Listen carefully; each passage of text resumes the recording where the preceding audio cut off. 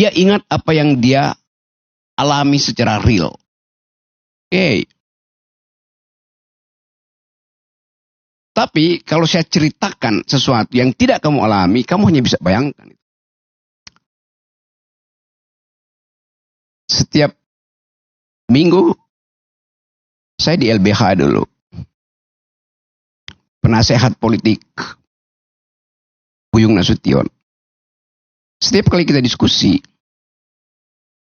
datang polisi dari Kramat 5, dulu polisi dan tentara masih sama, Kremlin kita sebut. Dia masuk ke ruang diskusi, ada Malik. Dia naik di atas meja. Dan dia bilang, demi undang-undang saya bubarkan diskusi ini. Orde Baru pakai demi undang-undang. Dia sah bubarin itu. Undang-undang ini subversif memang. Tapi dia pakai undang-undang. Kalau sekarang, rektornya ditelepon.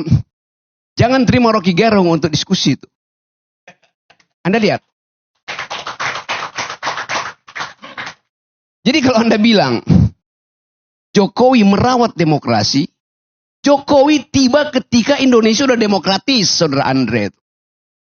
Jokowi nggak ada di mana-mana ketika Anda di Uber-Uber itu. Jadi bagaimana mungkin Anda bilang Jokowi sedang merawat demokrasi? Dia memberantakkan demokrasi, itu intinya. Coba. Ada pepatah bilang begini. We choose joy and sorrow long before we experience them.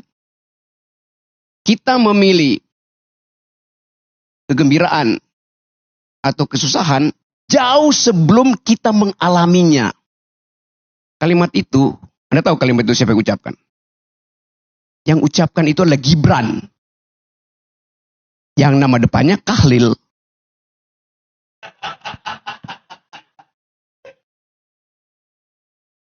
Jadi bagi Kahlil Gibran, pikiran itu udah memilih lebih dahulu sebelum dia mengalaminya. Jokowi di pikirannya sudah memilih jadi otoriter sebelum dia mengalaminya. Sebelum dia menjalankannya. Itu yang namanya authoritarian personality. Ide untuk memperpanjang masa jabatan itu adalah authoritarian personality. Ide untuk menambah masa jabatan itu adalah ide authoritarian personality. Ide untuk menjadikan Gibran calon wakil presiden itu adalah authoritarian personality. Dia udah memilih sebelum dia lakukan bahkan. Begitu cara melihat otoritarianisme, saudara Andre. Jadi, kalau Anda sebut-sebut dari awal bahwa, ya ini, ya Jokowi ya demokratis. Lo otaknya itu dari awal otoritarian. Itu dasarnya.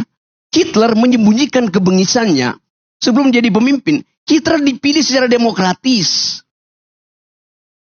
Itu pentingnya belajar sejarah, saudara Andre itu. Pengetahuan Anda kurang sekali soal demokrasi itu. Ya, saya mau terangkan itu.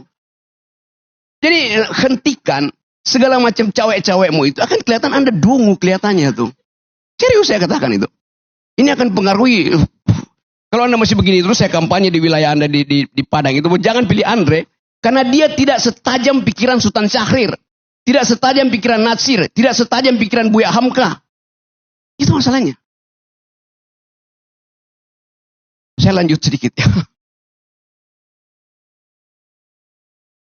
Ya tapi you nggak ngerti itu isi demokrasi itu. Itu soalnya. Oke. Coba kita lanjut sedikit. Memang Indonesia nggak ada dinasti. Karena semuanya dipilih. Oh iya. Dinasti itu darahnya biru. Yang sekarang bukan dinasti. Karena darahnya kotor. Kotoran itu ada di pikiran Pak Jokowi dari awal. Semua yang kita pernah bayangkan itu akhirnya ditemukan faktual oleh majalah Tempo.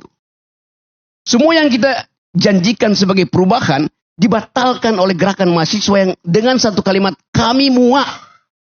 Anda mau uji dengan apa prinsip kami muak itu? Jadi ini bagian Di mana bangsa ini, kalau kita sebut, apa sebetulnya yang terjadi? This is the beginning of the end. Awal dari berakhirnya. Tapi Anda katakan Jokowi masih elektabilitasnya tinggi, Jokowi masih likability-nya 80%. Ya sama kayak Lilin. Lilin itu sebelum dia mati, dia menyala terang itu. Rupeng mati. Itu poinnya tuh. Jadi saya bukan mau uji, saya mau beritahu bahwa kalau kita sembunyikan soal-soal yang tadi etik itu, kita masuk dalam tukar tambah. Machiavelli bilang begini.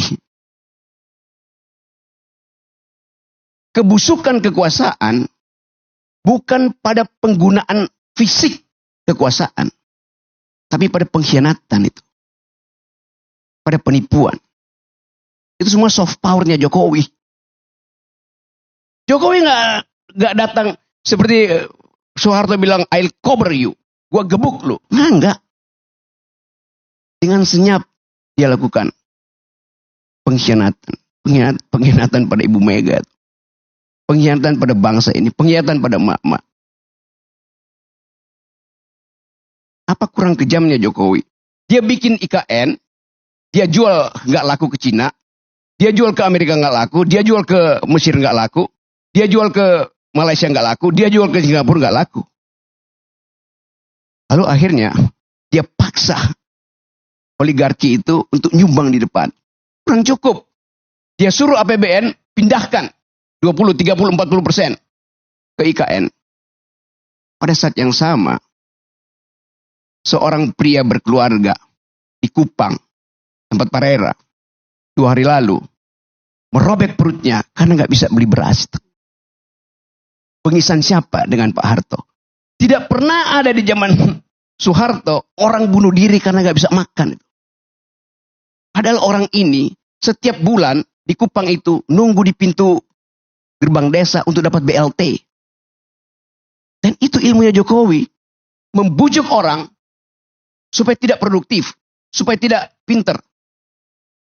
Bagian besar mereka yang nunggu BLT itu adalah pemilih yang tidak tamat kelas 7.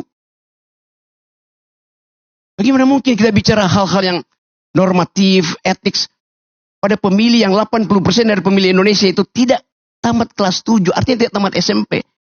Mereka menunggu serangan fajar, mereka menunggu BLT. Itu bengis namanya. Zaman Pak Harto kurang ajar. Dia suruh konglomerat eksploitasi sumber daya. Berapa persen yang balik ke negara? 35%. Zaman SBY berapa persennya balik ke negara? 27%. Zaman Jokowi berapa persennya balik ke negara? 6%. Itu bengis namanya itu. Hak saya untuk dapat keadilan. Hak mak-mak untuk dapat nutrisi. Supaya anak-anaknya punya masa depan. Tidak mengalami stunting. Dibatalkan oleh Jokowi. Melalui proyek-proyek infrastruktur yang gak ada gunanya tuh. Tadi saya baca di koran. Gubernur DKI bilang begini. ASN, kalau Anda malas, saya kirim ke IKN. Jadi IKN itu tempat pembuangan. Tempat penghukuman. Jadi Anda bayangkan seluruh literasi, narasi dari rejim Jokowi itu buruk. Minus bahkan. Tidak mengajarkan impian. Kenyataan yang dibikin oleh Jokowi. Di mana IKN itu bagus? Ada. Di mana? Di laptopnya Jokowi itu. Itu dasarnya. Jadi saya mau terangkan ini untuk memberitahu bahwa yang disebut otoritarianisme tidak harus melalui keadaan yang Anda lihat. Kenapa Presiden Soeharto otoritarian? Ya karena dia rejim militer. Ini rejim demokratis, tapi memakai ide politik untuk mengatasi kemandekan ambisi dia. Itu datang dari pikiran yang otoritarian itu, saudara Andre. Jadi sebelum saya lanjut menerangkan itu, saya ingin beri semacam gambaran bahwa perubahan politik dalam keadaan semacam ini, di dalam keadaan ada pembusukan institusi, political decaying, harus kita bayangkan juga terjadi di luar sistem elektoral. Itu kira-kira yang dimaksudkan oleh Ibu Mega. Kalau saya mau teruskan logika Ibu Mega.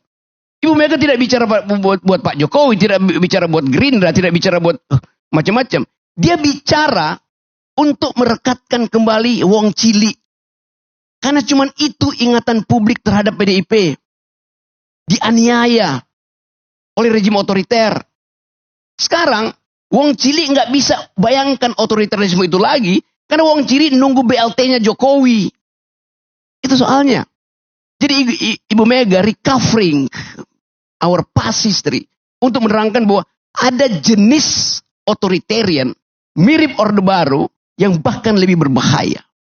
Karena dia menyelundup secara hegemoni, secara sublim ke dalam benak rakyat Indonesia, benak Wong Cili yang ditipu selama 9 tahun. Bukan cuma Wong Cili yang ditipu, kelas menengah juga ditipu. Dan kelas menengah akhirnya menangis di depan TV. Karena sadarnya telat.